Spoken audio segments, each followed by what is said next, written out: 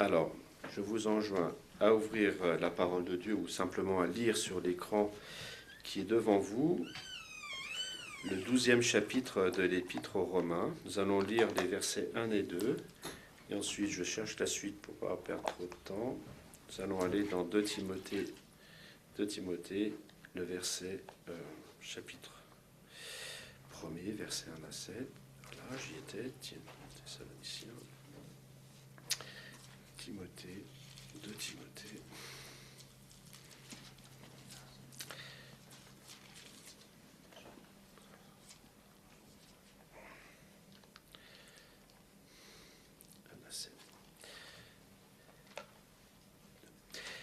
Ok, je vais vous faire la lecture selon la version. Donc, Romains 12, les versets 1 à 2 qui sont devant vous. Je vous exhorte donc, frères, par les compassions de Dieu, à offrir vos corps comme un sacrifice vivant, saint, agréable à Dieu, ce qui sera de votre part un culte raisonnable. Ne vous conformez pas au monde présent, mais soyez transformés par le renouvellement de l'intelligence, afin que vous discerniez quelle est la volonté de Dieu, ce qui est bon, agréable et parfait.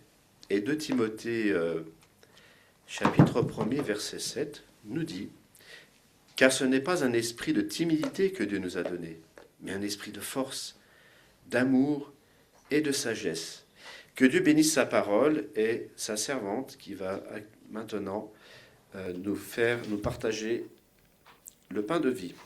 Amen. Bonjour à tous et à toutes. C'est une joie, encore une fois, d'être avec vous en ce sabbat. Je souhaite la bienvenue à tous ceux qui sont parmi nous en ce jour.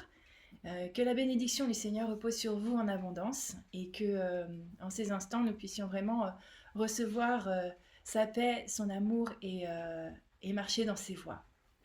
Alors, comme vous le savez, dans les prédications passées, j'ai un petit peu partagé parfois sur le côté, on va dire, psychologique ou le côté mental de l'être humain en lien avec la Bible. Et donc, ça ne va pas tellement changer. Nous avons donc été créés à l'image de Dieu et cette image a une nature physique, mentale et spirituelle. Donc en tant que chrétien, souvent on est surtout focalisé sur le côté spirituel, mais il ne faut pas oublier qu'on a été créé avec un corps physique et avec aussi un esprit. Donc le Seigneur nous invite à réfléchir sur ces choses. Chaque fois que Dieu crée quelque chose, il y a un but et un dessein dans ce sens. Il soutient sa création et la gouverne avec des lois.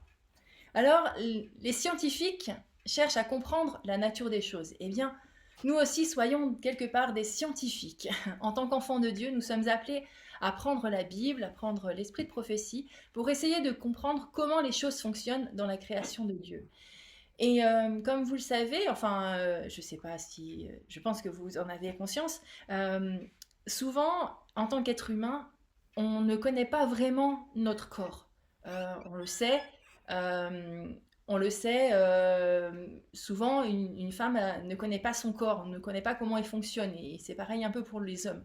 Mais alors quand il s'agit de notre esprit et de comment fonctionne notre esprit, comment nous réfléchissons, quels sont nos sentiments, nos émotions, et comment en fait on peut les gérer avec Dieu, eh bien parfois c'est un sujet qui est pas tellement connu ni tellement étudié. Eh bien, le Seigneur nous appelle à être des scientifiques, à chercher, à étudier.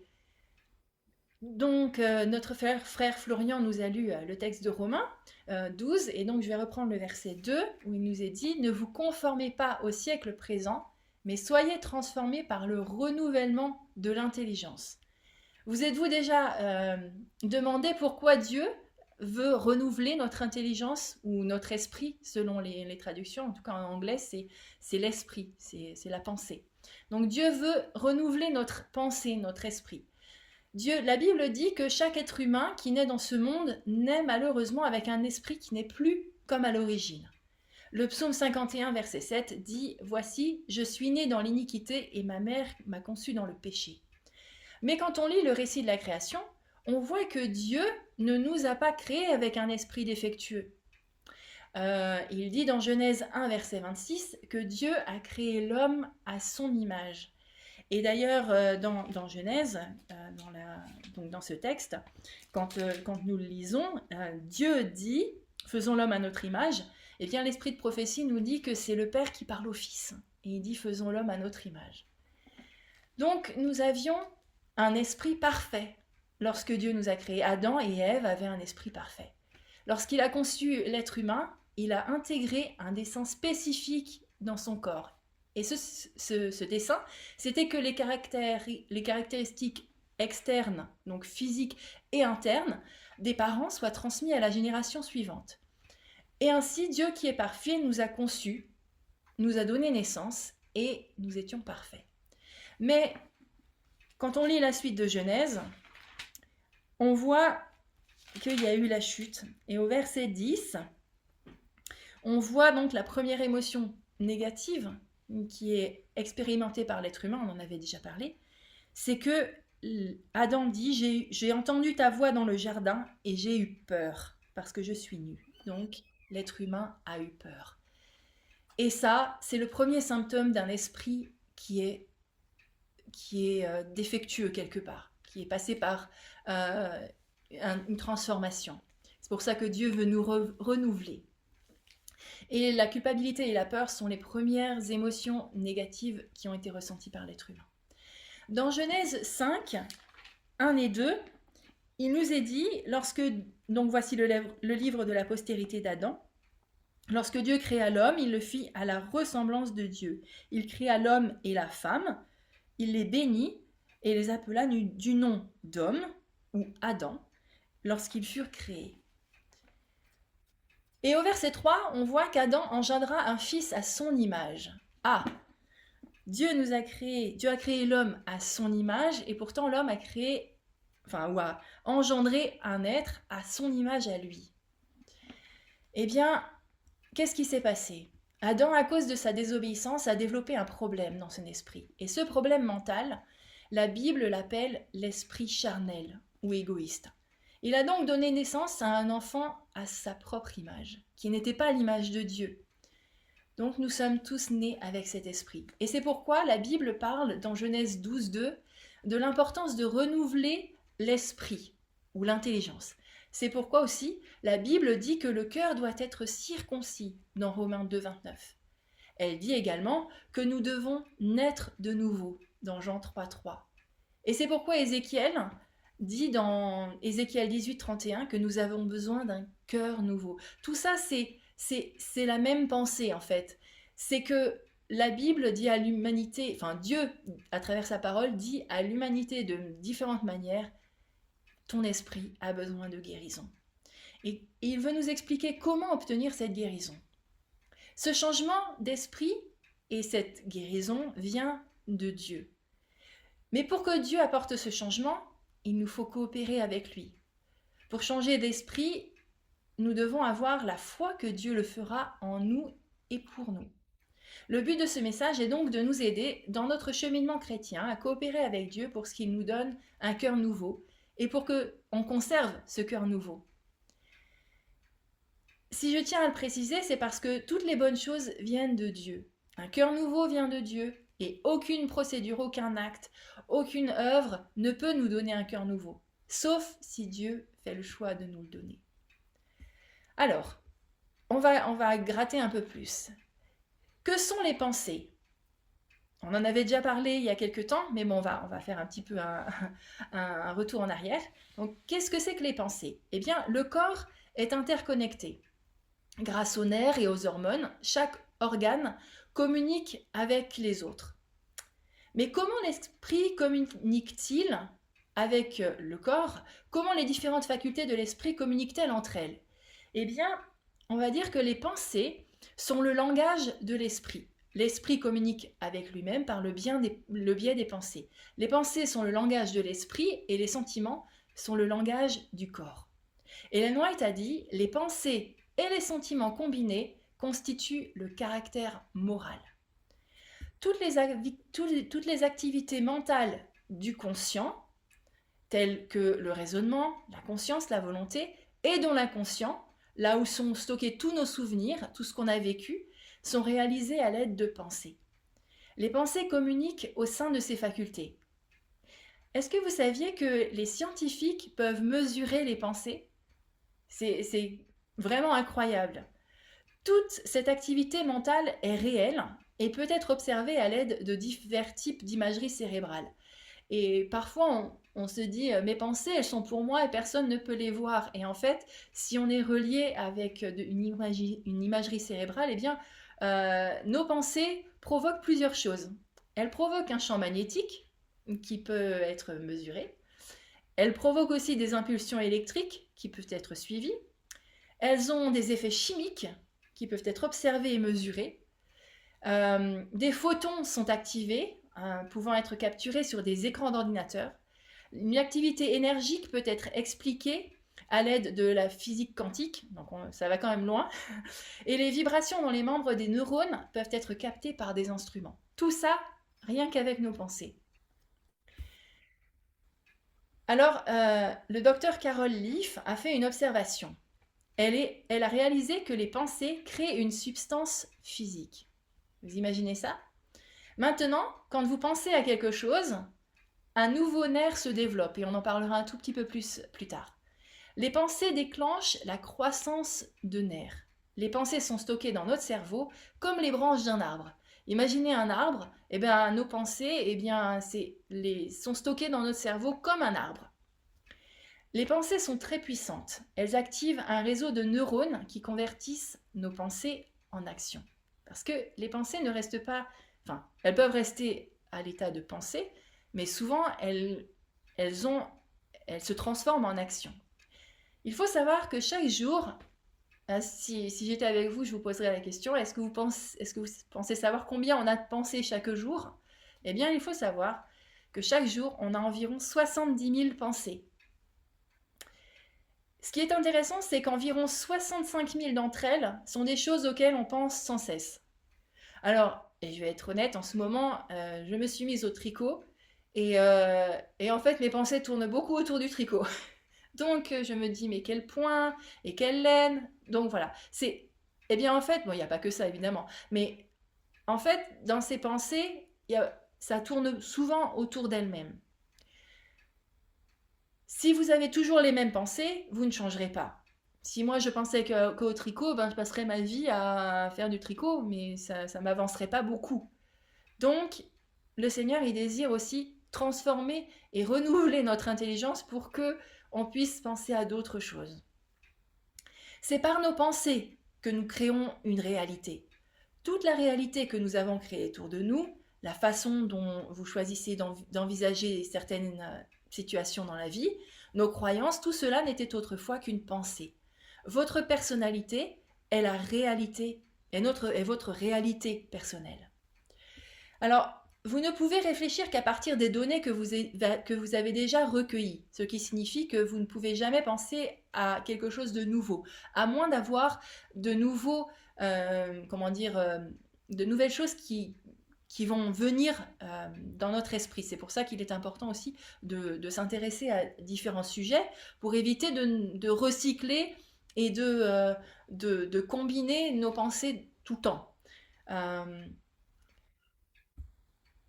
Les pensées intérieures s'expriment à l'extérieur sous forme d'attitude. Notre attitude reflète notre caractère et détermine nos relations, ouvre ou ferme des opportunités dans la vie. Les pensées nous permettent de réfléchir et de ressentir nos choix, d'améliorer aussi nos choix. Alors, je vais maintenant vous présenter 4 points importants concernant la manière dont Dieu a conçu nos pensées. D'abord, nos pensées produisent des émotions. Comme on a dit, les pensées, ce sont le langage de l'esprit et les émotions, c'est le langage du corps. Eh bien, nos pensées produisent des émotions qui sont ressenties par notre corps. Vos pensées, ensuite, le deuxième point, créent de l'énergie. Troisième point, nos pensées sont capables de créer des souvenirs et donc rentrer dans l'inconscient. Et 4, elles ont un impact sur notre corps en provoquant une action physiologique. Les scientifiques ont découvert que nos pensées pouvaient soit nous rendre malades, soit nous guérir. Et ça, je pense qu'en tant que croyant, c'est très important d'en avoir conscience. Tel est le pouvoir de la pensée. Alors on va reprendre le premier point. Nos pensées produisent des émotions. Pourquoi Dieu a-t-il créé la pensée pour produire un sentiment ? Eh bien parce que Dieu veut que nous ressentions nos pensées. Ainsi, Ellen White dit, si les pensées sont mauvaises, les sentiments, les émotions seront mauvais. Je vais juste dire quelques petits mots sur les sentiments, en utilisant des textes de l'Esprit de prophétie. Ellen White dit dans le 3e volume des témoignages, écrit en 1875, que les sentiments ne doivent pas vous contrôler. Les circonstances ne doivent pas vous affecter. Donc les sentiments ne doivent pas être un critère pour prendre des décisions. Dans le 1er volume des messages choisis, elle dit aussi « Les sentiments ne doivent pas être votre critère, car les émotions sont aussi changeantes que les nuages. » Vous regardez dehors, il y a des nuages, vous regardez 5 minutes plus tard, et les nuages sont différents. Vous devez avoir quelque chose de solide pour fonder votre foi. La parole du Seigneur est une parole d'une puissance infinie sur laquelle vous pouvez compter. Et il dit « Demandez et vous recevrez ». Les sentiments sont des émotions trompeuses et ils ne sont pas une garantie pour vous. Les sentiments sont souvent trompeurs, dit-elle aussi dans le 4e volume des témoignages. Les émotions ne sont pas une garantie sûre car elles sont variables et soumises à des circonstances extérieures. Mais elle donne aussi le conseil que les sentiments du cœur naturel doivent être maîtrisés.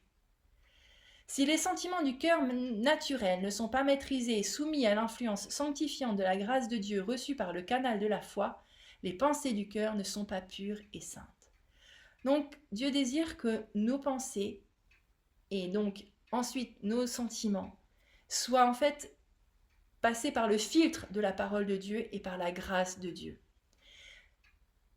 Et elle nous dit en fait qu'il nous faut faire quelque chose pour maîtriser nos sentiments naturels. Je ne sais pas pour vous, mais parfois, moi, j'ai des sentiments qui me viennent. Et vous connaissez ce sentiment qui vient au fond de votre estomac et qui vous le tord un peu ? Ça m'arrive aussi. Et en fait, généralement, c'est des sentiments qui ne sont pas les meilleurs. Et notre rôle, avec l'aide de Dieu, c'est de maîtriser ces sentiments. Elle dit, Sir White nous dit comment faire. Elle dit qu'en changeant les pensées, on peut changer les sentiments. Dans Signe des temps, en 1882, elle a écrit « Si les pensées sont correctement disciplinées, il sera beaucoup moins difficile de contrôler les sentiments. » Donc, nous avons vu que les pensées produisent des sentiments, des émotions. Deuxième point, c'est que chaque pensée est chargée d'énergie. On l'a vu, les scientifiques l'ont découvert, c'est qu'ils découvrent qu'il y a une énergie qui se dégage de nos pensées. Eh bien, pourquoi Dieu a-t-il fait cela ? Parce que Dieu veut que nos pensées se transforment en action. Il a donc chargé les pensées d'énergie. Il y a quelques semaines, ce message n'était qu'une pensée, mais aujourd'hui, eh bien, cette pensée s'est transformée en action. Sir White nous dit « Les pensées et les sentiments auxquels on se laisse aller préparent le terrain pour des actes et des actions du même genre. » Les pensées sont une forme d'énergie électromagnétique. Et c'est corroboré par le fait que le cerveau émet des signaux électriques lorsqu'il réfléchit. Ces signaux peuvent être mesurés à l'aide d'un électroencéphalogramme et d'autres techniques. Alors le point suivant, c'est que chaque pensée a le potentiel de devenir un souvenir. Pourquoi ? J'ai l'impression d'être une petite fille de 2 ans qui demande pourquoi. Eh bien, pourquoi est-ce que chaque pensée peut devenir un souvenir ? Eh bien, parce que Dieu a conçu nos pensées de manière à ce qu'elles puissent se transformer en souvenirs et qu'on puisse les conserver pour s'y référer ultérieurement et prendre des décisions qui sont justes. Parce que quand on a des pensées et qu'on voit les effets de ces pensées, si elles ne restaient pas dans notre esprit, dans les souvenirs, dans notre inconscient, eh bien quelque part, on referait très souvent les mêmes erreurs. Tandis que Dieu, il veut qu'on puisse apprendre de nos pensées et donc agir avec lui. Mais toutes les pensées ne deviennent pas des souvenirs. il y a seulement 4 types de pensées qui deviennent des souvenirs. Alors les pensées auxquelles on prête attention, qui captent notre intérêt, celles qui nous font le plus de mal ou qui nous apportent le plus de bonheur, donc les pensées qui affectent le plus nos sentiments, les impressions fortes créées dans votre esprit par Dieu ou par Satan, et les pensées que vous répétez sans cesse sur lesquelles vous méditez. Celles-ci deviennent des souvenirs permanents. On a vu qu'il y avait une 4e étape aussi, c'est que les pensées peuvent avoir un effet physiologique. Cela signifie qu'elles peuvent vous rendre malade ou vous guérir. La Bible en parle, elle dit « Un cœur joyeux est un bon remède, mais un esprit abattu dessèche les os ». C'est dans Proverbe 17, verset 22. Et c'est vrai de manière littérale. Ceux qui souffrent de dépression sévère ont des os qui sont desséchés. C'est une amie médecin qui nous en a parlé et elle nous a dit qu'effectivement, ça a un effet assez impressionnant. Aujourd'hui, les scientifiques parlent de la connexion entre le corps et l'esprit, mais la Bible en parlait déjà il y a des milliers d'années. Je voudrais maintenant vous dire quelque chose de très important. Nos pensées ont un impact sur notre corps de 3 manières différentes. Premièrement, au niveau génétique. Il y a un médecin qui s'appelle le docteur Eric Kendall, qui est neuropsychiatre et qui a reçu le prix Nobel, qui a déclaré que mes pensées, ont un impact sur nos gènes. Il montre que nos pensées, y compris notre imagination, peuvent pénétrer l'ADN. Ces processus mentaux peuvent activer ou désactiver des gènes spécifiques et modifier la structure des neurones dans le cerveau. Par conséquent, nos pensées et notre imagination peuvent modifier à la fois la structure et le fonctionnement de notre cerveau. Deuxième point sur lequel les pensées impactent notre corps, c'est que la façon dont vous percevez vos pensées peuvent déclencher une réaction de stress ou vous détendre par le biais du système nerveux. Lorsque Jésus a été attaqué, il n'a pas voulu se venger, donc il n'a pas eu de réaction de stress. Mais il avait des pensées d'amour. Il a dit « Seigneur, pardonne-leur », il leur dit. Donc « Père, pardonne-leur car ils ne savent ce qu'ils font ». Dieu veut que nous ayons ce genre de pensée, ce genre de perception. Mais aujourd'hui, du matin au soir, nous avons constamment des pensées liées au stress.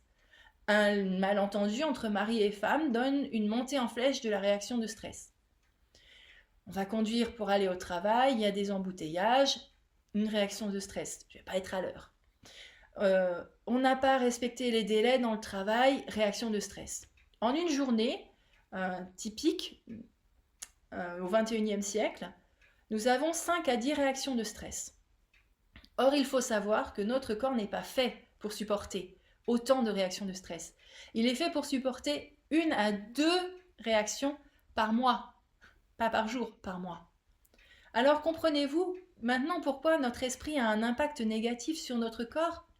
Ainsi, lorsque vos hormones de stress augmentent, votre taux de cholestérol augmente aussi, le système immunitaire s'affaiblit et les hormones se déséquilibrent. Et ça entraîne le 3e point, c'est l'impact de nos pensées au niveau cellulaire. Donc ça transforme notre ADN, ça crée des réactions de stress, mais ça a un impact aussi de manière cellulaire. Alors, combien de types d'émotions primaires les êtres humains ont-ils ? Alors en gros, nous avons 5 émotions primaires. Et je vais attendre un tout petit peu. La première émotion primaire, c'est l'amour. Ensuite, il y a la colère, la peur, la tristesse et la culpabilité. Toutes les autres sont des émotions secondaires, comme on verra juste un tout petit peu plus loin. En général, il est naturel pour nous d'éprouver ces émotions au quotidien. Mais vous ne savez pas comment ces émotions affectent chaque cellule de notre corps. Avez-vous déjà ressenti de la peur, de la colère ou de la culpabilité ? Est-ce que vous ressentez la même chose pour tous ces sentiments ? Ou bien est-ce que c'est différent ? Je pense que je peux facilement vous dire que c'est différent. En tout cas pour moi, je sais que si je ressens de l'amour, je ne vais pas avoir la même réaction dans mon corps que si je ressens de la colère ou de la tristesse. Pourquoi ? Eh bien parce que ces différentes émotions libèrent différentes substances chimiques dans notre cerveau. Et je ne sais pas si Samuel peut éventuellement mettre le tableau. Euh, ou bien si tu veux que je le fasse, merci, merci Samuel. Donc voilà. Alors chaque émotion libère différentes substances chimiques dans notre cerveau, qui sont appelées les neuropeptides. C'est pourquoi vous ressentez les choses différentes. C'est ce qu'a découvert le docteur Candace Pert. Voilà la partie intéressante. C'est que l'amour a des émotions secondaires, comme vous le voyez sur le tableau, l'affection, la joie, l'aspiration, le bonheur. Elle libère l'ocytocine et donc l'impact sur le corps et sur les cellules est positif. Ce qui implique donc une bonne qualité de vie et une longévité. Voilà, une plus grande longévité. Elle entraîne donc la santé. C'est donc une émotion positive. Maintenant, si on regarde les autres, eh bien, on voit que la peur, eh bien, elle libère l'orexine, qui a un impact négatif sur la cellule, et entraîne de l'angine de poitrine, de l'asthme, de l'insuffisance cardiaque, des allergies, des tensions artérielles et de la tension artérielle élevée. Donc, elle entraîne la maladie. C'est donc une émotion négative. Donc, comme vous le voyez, la peur, la colère, la tristesse et la culpabilité ont toutes des émotions secondaires négatives, entraînent la libération de neuropeptides qui ont un impact négatif sur le corps humain, sur la cellule, en ayant des résultats... alors, j'ai rien marqué comme résultat pour la tristesse, mais on aurait pu mettre aussi la dépression. Donc, on voit que notre corps est vraiment lié notre corps est lié aux pensées de notre esprit et aux émotions, qui entraînent souvent la maladie, et ce sont des émotions négatives. Donc là, je pense que c'est bon pour le tableau.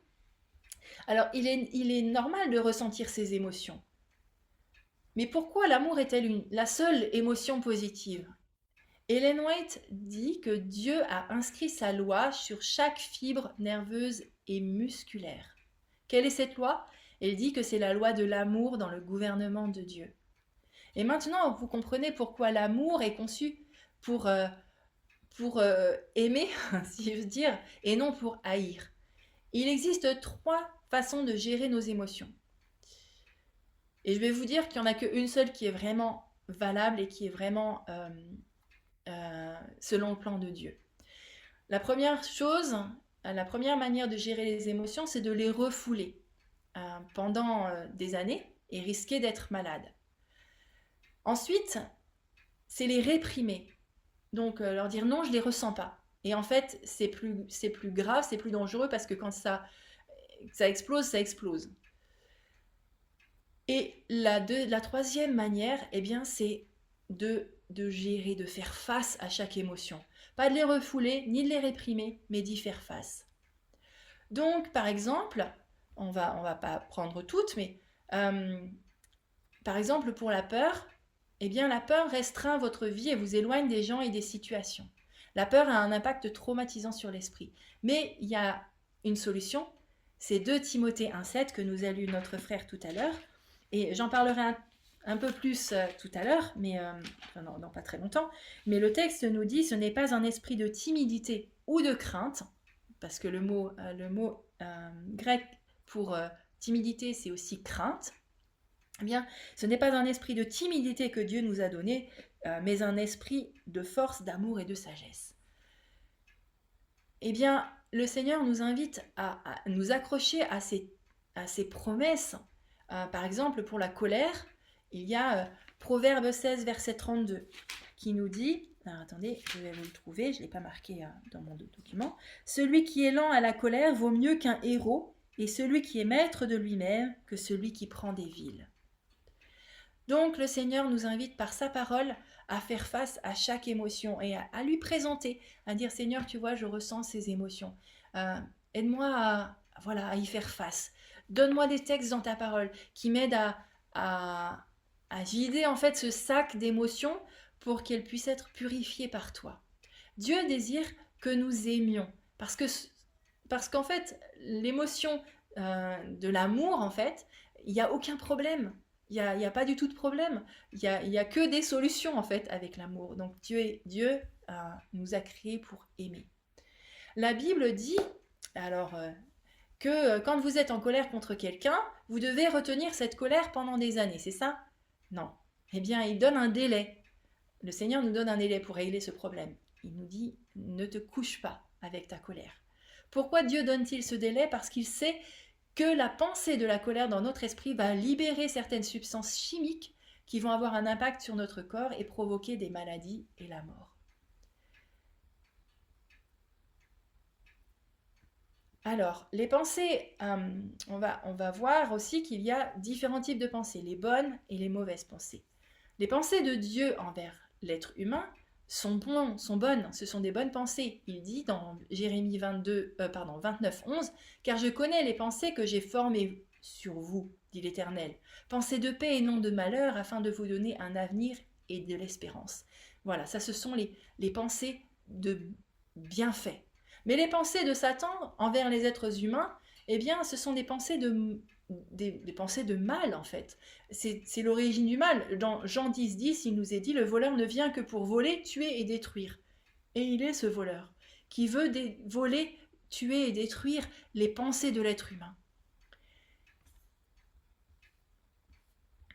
Alors, nous avons besoin qu'on nous apprenne à penser. Pourquoi? Parce que notre façon de penser, comme on l'a dit, a un impact sur notre esprit et notre corps, qu'elles peuvent nous rendre malades ou nous guérir. Combien d'entre vous connaissent cette citation tirée de l'Esprit de prophétie où Sir White dit que 9 maladies sur 10 trouvent leur origine dans l'esprit? Savez-vous pourquoi? Eh bien, les études médicales indiquent qu'il y a 3 causes. Il n'y a que 3 causes pour toutes ces maladies. Premièrement, une mauvaise alimentation. 2, un mode de vie malsain. Et 3, une mauvaise santé mentale. Et l'université de Harvard a mené une étude et il a déclaré que 87 à 93% des maladies sont dues à une mauvaise santé mentale. Donc Harvard est tout à fait d'accord avec ce que Sir White nous a dit il y a plus de 100 ans. Donc ça signifie aussi que votre alimentation et votre mode de vie ne représentent que 10%. Alors notre régime alimentaire, notre tofu, notre exercice physique ne contribuent qu'à hauteur de 10%. 90% dépendent de notre esprit.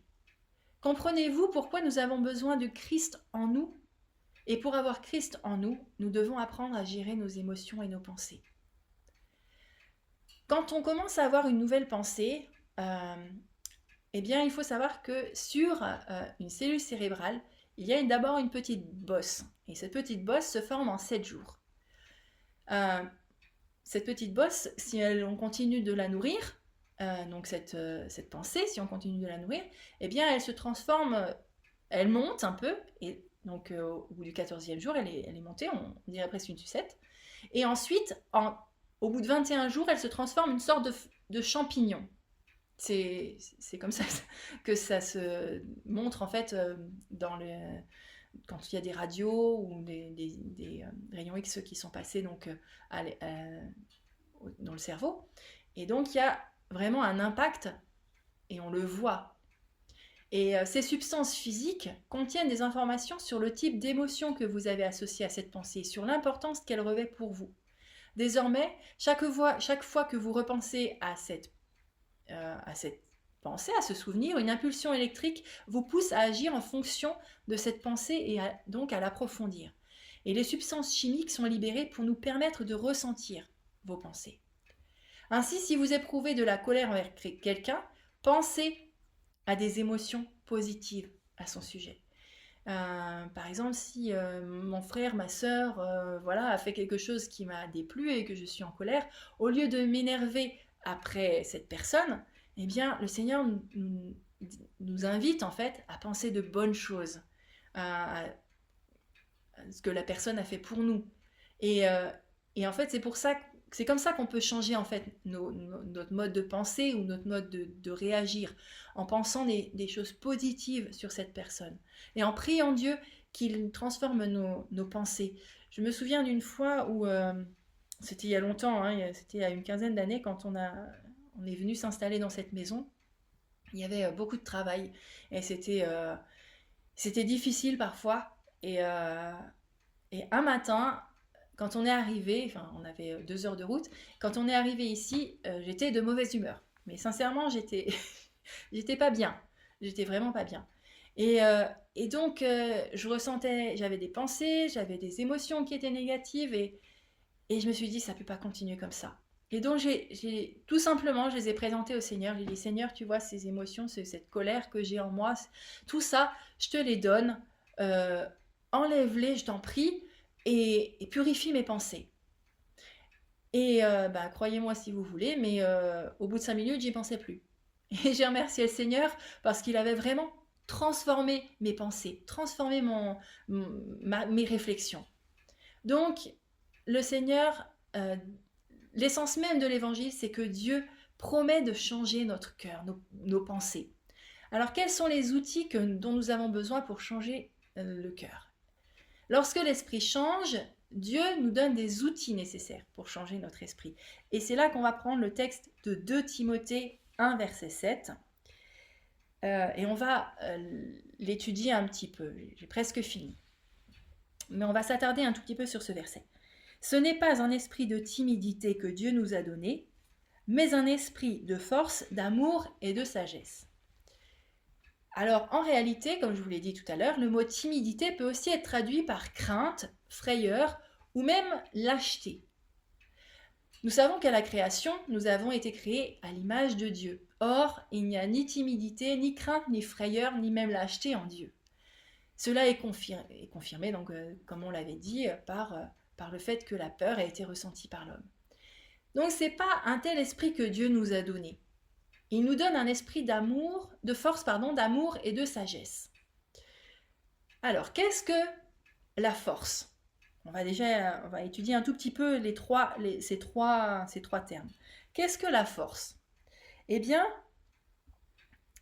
le mot grec original, c'est dynamis. Ça vous fait penser, et ça m'a fait penser tout de suite au mot dynamisme ou dynamique. Dans le grec ancien, il avait plusieurs significations. Ça pouvait être puissance, faculté de pouvoir, faculté à être ou à devenir, force physique ou force morale. C'est un mot qui implique une action. C'est pas simplement une force ou une puissance en elle-même, mais c'est surtout la faculté, la capacité d'agir. Dans la majorité des versions, ce mot donc est traduit par force. Qu'en est-il de l'amour ? Je suis sûre que vous avez tous deviné, c'est le mot agapé qui est là. C'est le mot grec et le mot agapé. Cet amour qui trouve sa source en Dieu et non en l'homme. Quant à la sagesse, eh bien, quel est ce mot ? Eh bien, c'est le mot sophronismos. Et on le trouve une seule fois dans la Bible, ici, dans ce verset. Alors, et moi j'aime bien les versions de la Bible, comme vous le savez. J'ai toujours toutes mes versions autour de moi pour savoir comment un texte est traduit. Dans la version d'Arby, c'est traduit par conseil. Dans d'autres versions anciennes, comme la Osterwald ou la Martin, c'est prudence. Dans d'autres versions, c'est même bon sens ou modération. Il est vraiment lié à l'esprit, à la pensée. Il signifie maîtrise de soi, esprit saint, raison, sagesse équilibrée. Platon même en parlait. Et chez Platon, ce concept est lié à la modération, à la vertu morale. Une âme dirigée par la raison plutôt que par les passions. Et j'ai trouvé ça très intéressant. Le mot souligne une transformation intérieure permettant à l'individu de vivre avec clarté, courage et amour, sans être dominé par la peur. Voilà donc les outils que Dieu nous donne. Il nous donne un esprit de force, d'amour et de sagesse qui vient de lui. Parce que c'est un esprit qui n'est pas inhérent à l'être humain. La preuve, c'est que ce qui est inhérent à l'être humain, c'est la peur. Mais Dieu, il veut transformer cet esprit de peur et nous donner la capacité à l'action forte, à l'amour, au bon sens, pour vivre de manière tempérante en étant guidé par lui et non par nos émotions ou nos sentiments. Pour vivre une vie droite et non dans la crainte de ce qui pourrait se passer. Dieu a créé l'homme avec certaines capacités pour atteindre un esprit sain ou une bonne santé mentale. Et Dieu nous invite donc à 2 choses. à purifier nos pensées, parce qu'il faut savoir que le texte biblique de Proverbe 23 nous dit « Car comme il pense dans son cœur, tel il est. Nous sommes ce que nous pensons. » Que le Seigneur déjà purifie nos pensées pour qu'on puisse être comme lui, en fait, avoir des pensées positives. Je ne suis pas pour, l'idée actuelle de pensée positive, ou même la méthode Coué où tout va très bien. C'est pas le cas, mais c'est juste transformer nos pensées, avoir une pensée positive par rapport aux gens. Et la deuxième chose, c'est que Dieu nous donne la faculté de choix. Il nous dit dans Deutéronome 30, verset 19, « Je te propose la vie et la mort, la bénédiction et la malédiction. Choisis donc la vie pour que toi et ta postérité vous viviez. » Dieu donc nous enseigne à reprogrammer, entre guillemets, notre inconscient. Et il ne s'agit pas de l'hypnose, qui est une séduction de l'ennemi. Il y a deux moyens qui sont à notre disposition. Comme on a dit, la pensée et le choix. Mais il y a aussi la pleine conscience. Alors c'est un mot qui est très actuel, mais la signification que j'ai pour ça, c'est pas tout à fait ce qui est actuellement. C'est plutôt être conscient de nos pensées, de nos paroles et de nos actions. Les passer par le filtre de la parole de Dieu, par le filtre de l'Esprit de Dieu, de sa grâce. Soyons toujours attentifs. Si nous faisons quelque chose de mal, ayez conscience que vous n'avez pas à y penser. Et donc, on peut chasser par la puissance de Jésus-Christ cette pensée. Et puis, une autre méthode, c'est la méditation. Méditer sur la parole de Dieu, sur les textes de la parole, de l'esprit de prophétie, qui nous aideront donc à avoir une pensée qui est pure, qui est nette, qui nous permet en fait de sonder nos cœurs, de toujours demander à Dieu de renouveler notre intelligence, notre cœur. Et surtout, ayez une attitude de joie. Réjouissez-vous toujours dans le Seigneur, nous dit l'apôtre Paul. Je le répète, réjouissez-vous. Et le sujet de la joie, c'est vraiment un sujet qui est récurrent dans la parole de Dieu. On a les textes qui nous disent « ne crains pas », mais il y a aussi beaucoup « réjouissez-vous », soyez dans la joie. Ayons toujours la conviction que toute chose concourt au bien de ceux qui aiment Dieu. Obéissons aux lois de Dieu et grandissons dans cette compréhension. Nous sommes merveilleusement et admirablement créés, comme le dit le psaume 139. L'esprit est lié au corps et le corps est lié à l'esprit. Dieu veut habiter dans notre esprit. Que le Seigneur nous aide à lui abandonner nos mauvaises pensées, à lui demander de remplir notre esprit de bonnes pensées afin que nous puissions être vraiment remplis de cet esprit de force, d'amour, d'action, de sagesse qui viennent de lui et de faire les bons choix pour le servir et l'honorer en cette fin des temps. Amen.